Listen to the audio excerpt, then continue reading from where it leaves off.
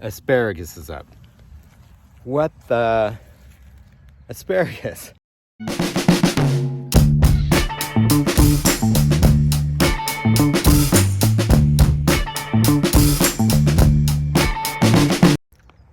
I can't believe it. It's February 1st, 2020. It's a big hot air balloon in front of me. And today I am planting seeds. Saturday and Sunday I'm planting seeds. My first seeds of the season. They're gonna go in the market garden. We're gonna do carrots, we're gonna do peas, we're gonna do beets. To my shock and amazement, I'm gonna go look at my calendar. Asparagus is up. I cannot believe it. Asparagus is up. So we have over 1,000 feet of asparagus here in these beds. Asparagus is up. What the? Asparagus. Asparagus. Craziness. Sort of good. You don't like asparagus? I don't. This is Miles. Hi. He's out of the building. Crazy. Are you feeling okay? Yeah. The sun's not too much for you? It is going to be basically 70 degrees outside, February 1st. Now, we're having a little bit of a heat spike, and then it's going to go down to 50s in the next 2 weeks. But things are sprouting. Asparagus is up. Things think it's ready to go. Time to go. And for me, this will be the first season that we're actually going to get seed in the ground in February. Usually, we do starts in the greenhouse, and we wouldn't take them out until March, into March. But right now, I'm going to get seed in the ground in February. And today, I'm going to go to the beds where George was working, getting the market garden ready.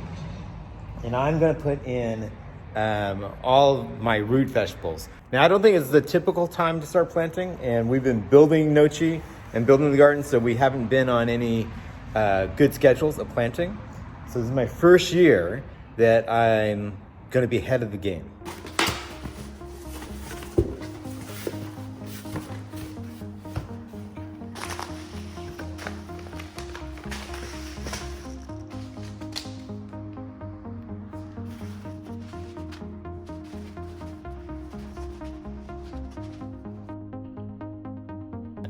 Usually, I'll be filling all of these tables up with starters, and this year I'm gonna fill them with starters for the different plants. But right now, I'm gonna do an experiment, and I'm gonna try to get most of my plants out directly in the field and just directly seed. One thing I'm gonna do right now is I'm gonna add a little fertilizer. I'm gonna use a 757. So I use a little fertilizer. I use a tiny amount of fertilizer, and I use a slow release pellet form. You can see right here. Pellet form. I just put a little bit of that on there because the only other thing I use is our compost. So I'm going to compost these things, but I'm going to do a light sprinkling compost this year. I'm not going to do the heavy compost I did the previous years. So we're going to add a little bit of this fertilizer, organic fertilizer, and then I'm going to use some compost on top, and that's it. I'm not going to fertilize again until midsummer. I'm going to add some more compost.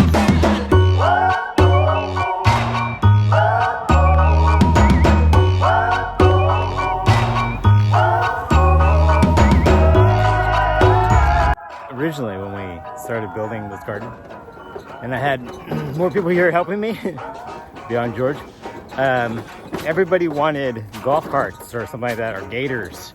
I don't know if you know what a gator is. It's like a golf cart with an engine for the countryside. But they wanted these items to get around the property and bring their tools with them. And we ended up getting one gator, but I didn't want to get a bunch of golf carts because, one, they're expensive.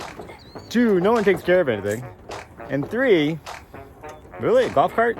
So I thought, you know what?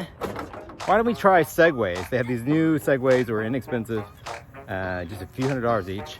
And you stand on them, you can grab things with your hands.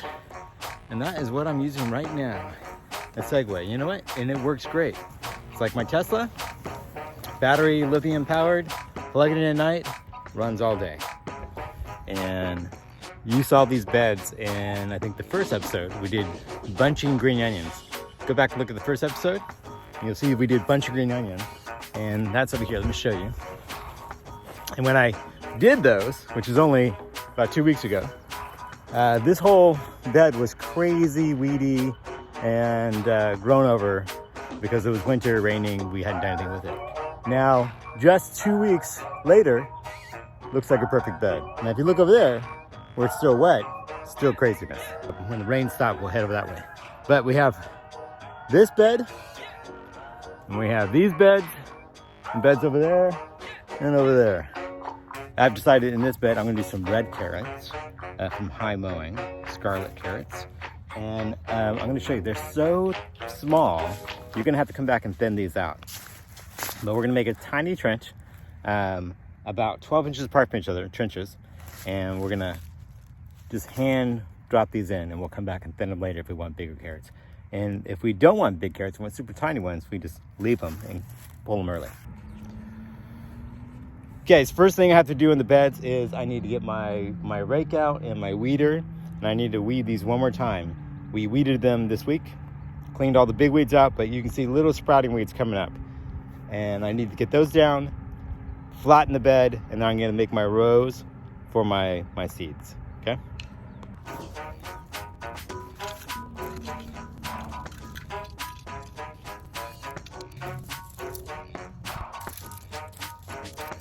This is a well-aged cow manure. Some hay was in there, and compost is in there. Well-aged compost. But that was last season. I haven't done anything this season. So this is it from last season. I'm gonna go ahead and plant in this. I'm gonna add a little bit of fertilizer to the top of the seeds when I put them in. And then I'm gonna come back and I'm gonna put compost on top.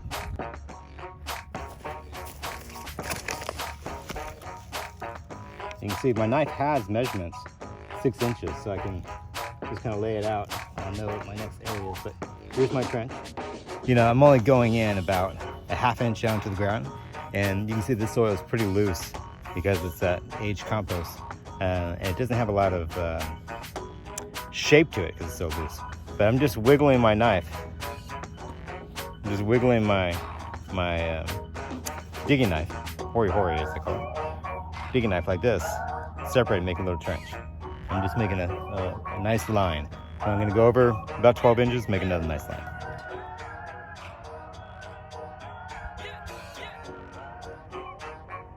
Just like that.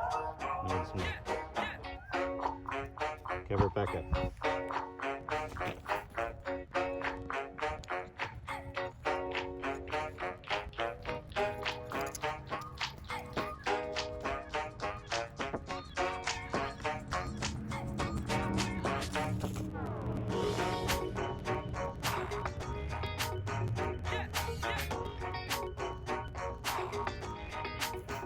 Christopher, you're saying, how are you going to water this? Nature's not going to water it for you. Well, right now nature is, but that nature's almost done watering, right? So when nature finishes watering, you do have to water. So like 6 months out of the year, you're watering somehow. I've tried many things. Tried drip tape, and what I've moved to is these sprinkler heads. And the sprinkler heads do about 2 gallons a minute. And you need them every 25 feet, I believe it is, 25 feet. And so in this bed, it's about a 70-foot bed. I only need one in the middle. It's gonna hit both sides on its own. So 2.5 gallons there, and another one there. So we have 2 sprinklers in here, not 3. And that's it, 3 sprinklers for 1, 2, 3, 4, 5, 6 beds, plus the trellis. You can see the trellis up there. Plus the trellis, which will have beans on it. 3 heads for all of that. And so that is a total of 6, 7, 8, 6.5 gallons. Right? 7.5 gallons. 7.5 gallons of water per minute. The drip would take so much more water. And the drip also would take a lot of maintenance. You know, rodents come in, they bite it, birds bite it, I don't know who bites it, but all kinds of holes get in it.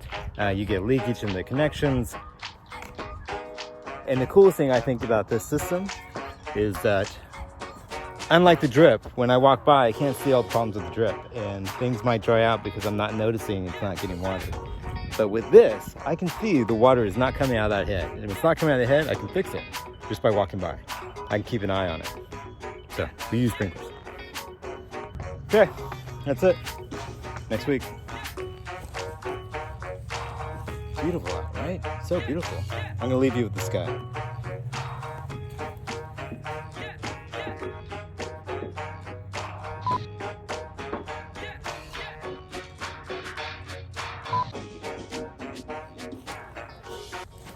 Now don't forget to subscribe. Tell your friends. Are you still watching?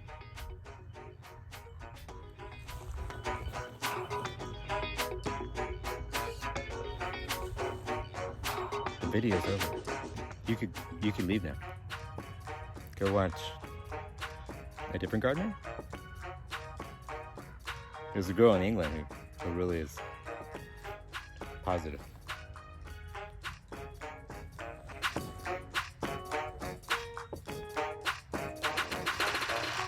There's a few marker garden people.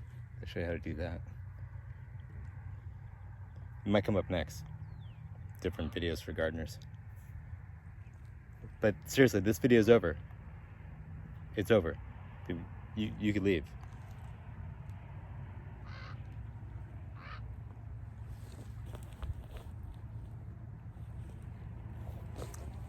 Are you still here? Wait, are you? Oh, you're looking at the sky? Yeah, it's beautiful out. February. Crazy.